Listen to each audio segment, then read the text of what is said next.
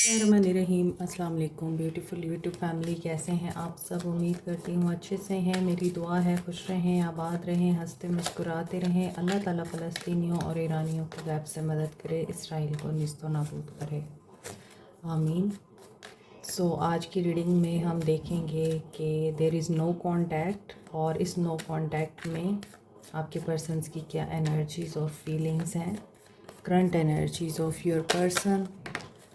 Stay positive general reading है, और आप ब्रेसलेट्स, रीडिंग्स और हीलिंग की मालूमात के लिए आप व्हाट्सएप पे रब्ता कर सकते हैं। पीस,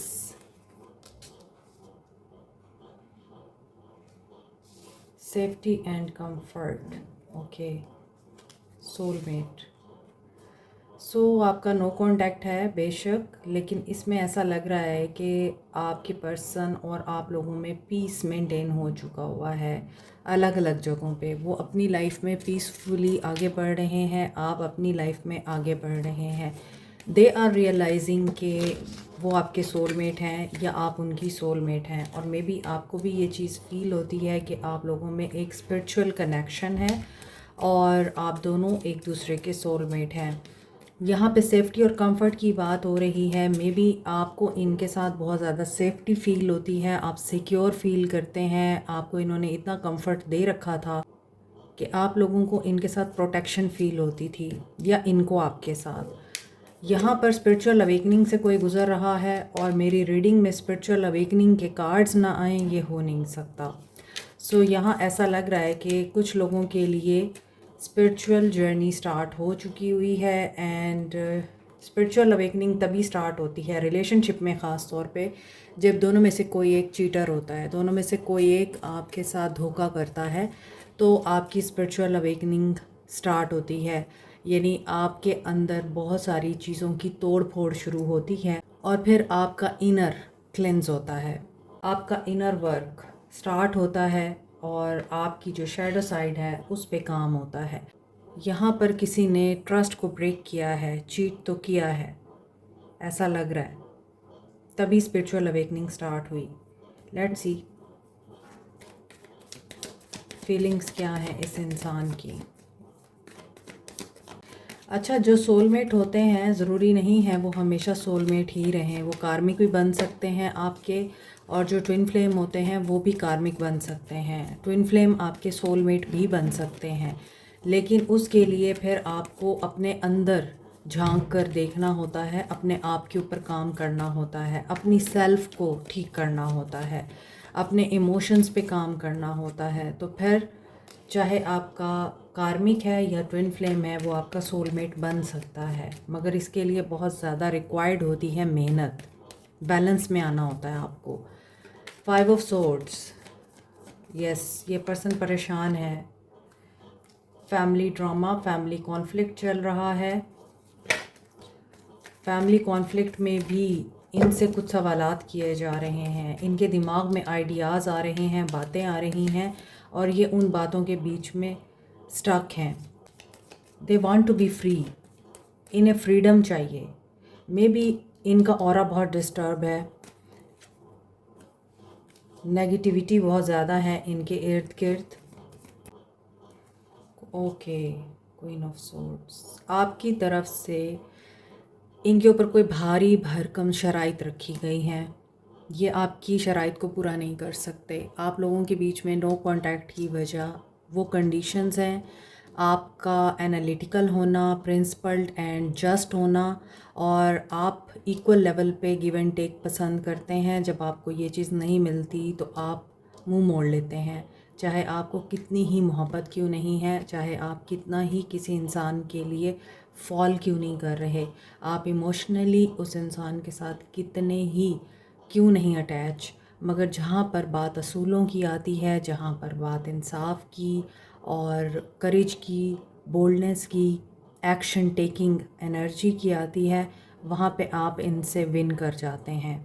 क्योंकि ये इंसान मुझे कॉवर्ड लगते हैं, ये इंसान कुछ कर नहीं सकते सिवाय गुस्सा करने के और लड़ाई झगड़ा करने के।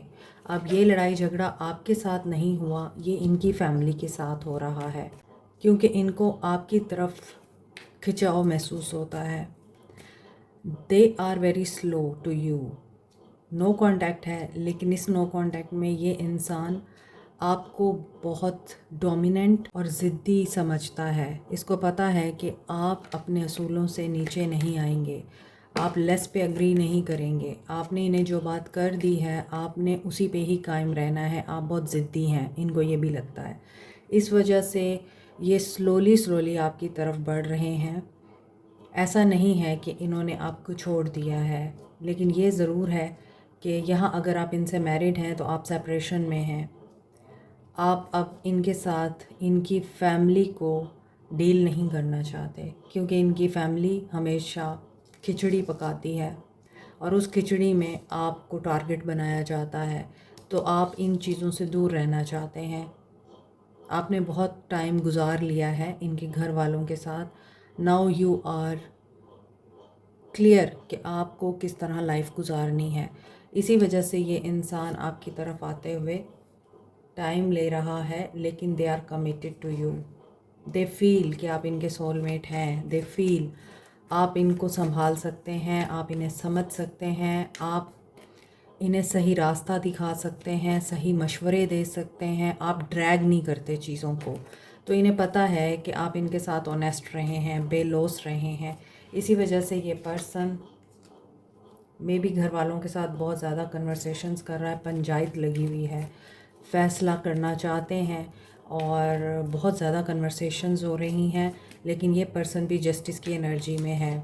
ये गलत बात को बर्दाश्त नहीं कर रहे। तो जो इनके इर्द गिर्द लोग हैं, इनके अपने हैं, सिबलिंग्स हैं या घर वाले हैं, वो इनके अगेंस्ट नज़र आते हैं। इसीलिए ये बहुत परेशान हैं, क्योंकि ये प्यार मोहब्बत से रहने वाले लोग हैं। आई मीन आपकी जो पर्सन है वो प्यार मोहब्बत से रहना चाहते हैं। Justice with 10 of cups. ऐसा लगता है कि आपकी शादी यहाँ पे ब्रेक नहीं हो रही। अगर आप सेपरेशन में हैं तो आपका यूनियन हो सकता है अगेन। आपकी फैमिली दोबारा से यूनाइट हो सकती है। आप लोग एक साथ ज़िंदगी गुजार सकते हैं, चाहे इस वक्त हालात काफ़ी डिफ़िकल्ट हैं आप दोनों के बीच में और आप लोगों को लगता है कि ये शादी शायद नहीं बचेगी और लोग जीत जाएंगे, मगर ऐसा नहीं है। जहाँ पर नाइंसाफ़ी होती है वहाँ पर इंसाफ भी होता है और इंसाफ करता है परवरदिगार, डिवाइन। तो यहाँ पे आप लोगों के साथ इंसाफ हो रहा है और अभी ये पर्सन डिसीजन ले रहे हैं, मगर ये आपकी फ़ेवर में होगा। हायरोफेंट, ये पर्सन ख़ुद भी बहुत समझदार हैं। इसी वजह से इन्हें ये पैटी इश्यूज़ पर लड़ना पसंद नहीं है, खिचखिच पसंद नहीं है इनको। So they want to be happy. ये ट्राई करेंगे अब। सो आप लोगों के बीच में दोनों में इतनी कोई ख़ास प्रॉब्लम्स और परेशानियां नज़र नहीं आती। आपका रिलेशनशिप बड़ा बैलेंस्ड और अंडरस्टैंडिंग नज़र आता है। आप दोनों के बीच में ना सिर्फ म्यूचुअल अंडरस्टैंडिंग है, एक दूसरे को आप लोग सपोर्ट करते हैं, बल्कि आप लोग एक दूसरे के साथ रहना भी चाहते हैं। दोनों तरफ विलिंगनेस नज़र आती है।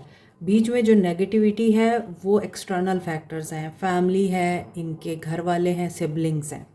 यहाँ पे ऐसा लग रहा है कि ये पर्सन चूज़ कर लेंगे आपको, क्योंकि आपको इनके साथ बहुत सेफ्टी, सिक्योरिटी एंड पीस महसूस होता है और इनको आपके साथ। ये बच्चों को भी मिस करते हैं, आपको भी मिस करते हैं। दूसरी तरफ जो लोग कमिटमेंट चाहते हैं इस इंसान से, तो आप भी इस एनर्जी को इसी तरह से कन्वर्ट कर सकते हैं कि they are fighting for you with their family, क्योंकि इन्हें आप ही के साथ रहना है। और इनकी फैमिली अगर इनको ये शो करा रही है कि इनको अपनी फैमिली के साथ चलना पड़ेगा, तो दे विल चूज़ देयर पाथ। ये अपनी फैमिली की नहीं सुन रहे। ख़ास तौर पे इनका मदर इन्फ्लुएंस बहुत ज़्यादा लगता है।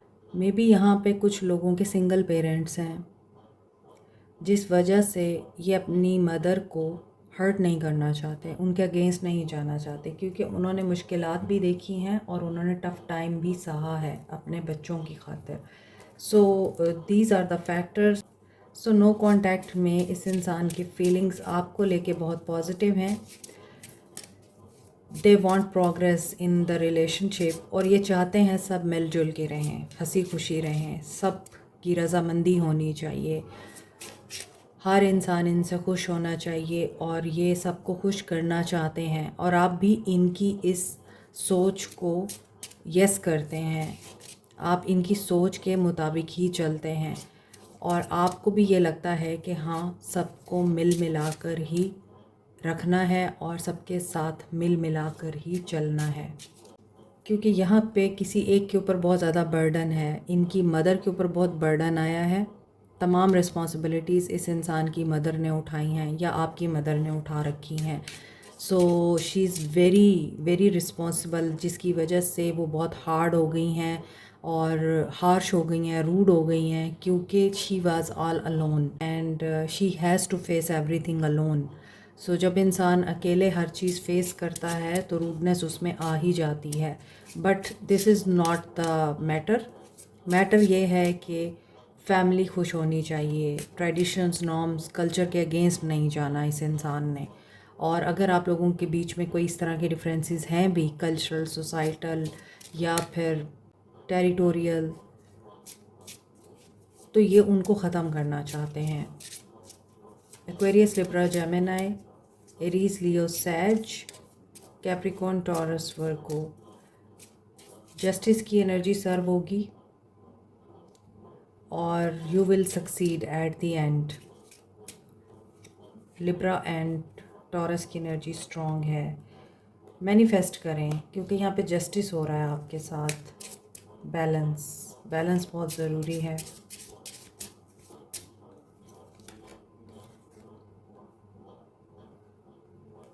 और इस मैनिफेस्टेशन में चैलेंजेस क्या हैं आपके लिए?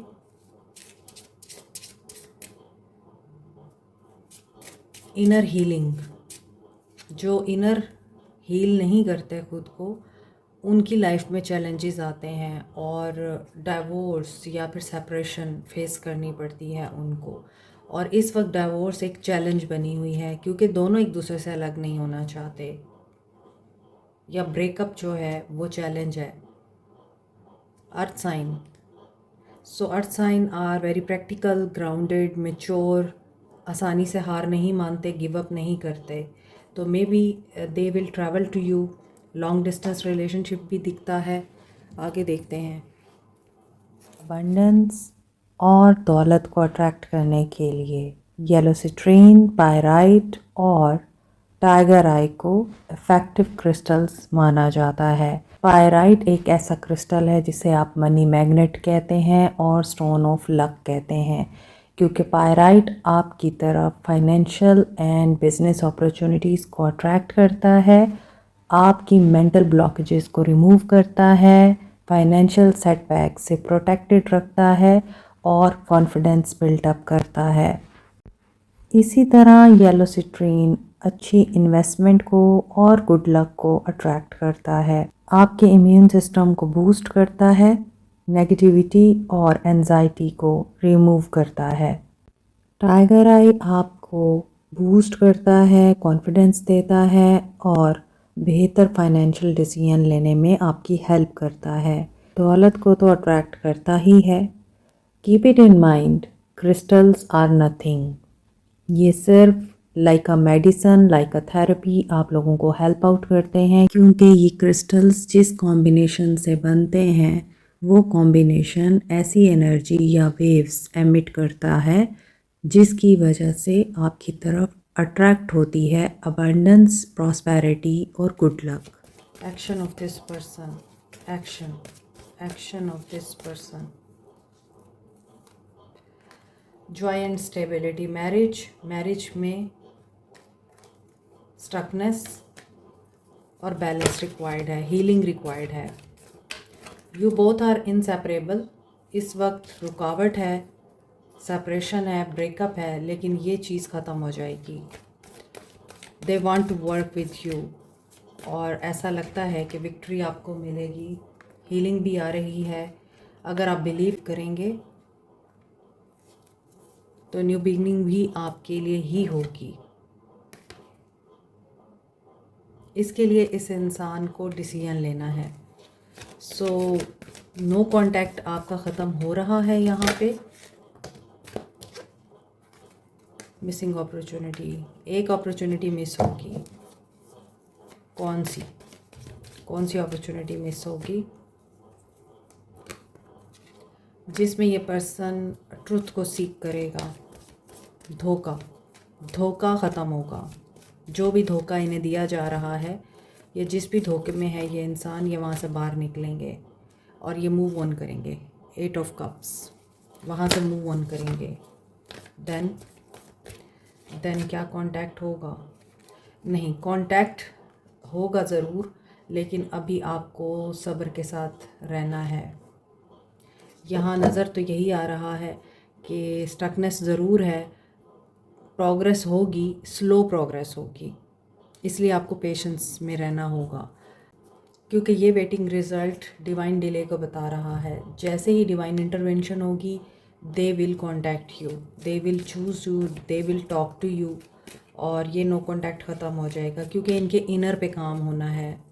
777, कुछ लोग स्पिरिचुअल अवेकनिंग से गुज़र रहे हैं, ये आपकी रीडिंग में भी आया है, स्टार्ट में ही आ गया था। एंड 444, इस वक्त स्पिरिचुअल अवेकनिंग में सफ़र इनका तन्हा है और आपका भी सफ़र सब्र का सफ़र है। जैसे ही इनकी अवेकनिंग कंप्लीट होगी, they will contact you. Guidance क्या है आपके लिए?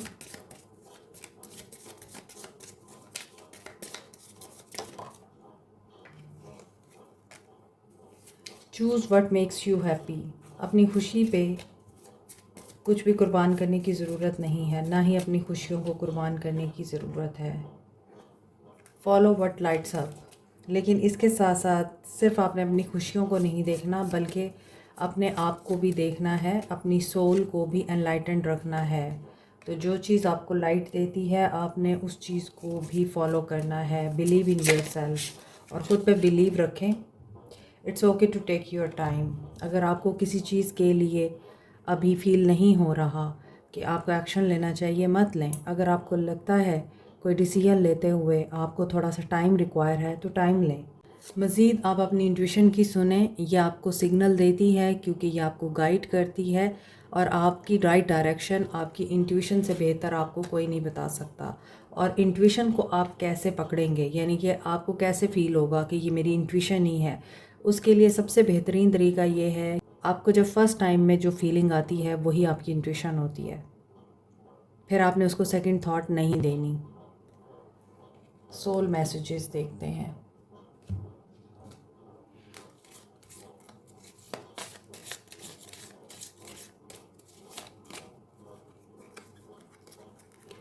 I'm sorry for being so toxic. I self-sabotage our connection. I think you are very funny.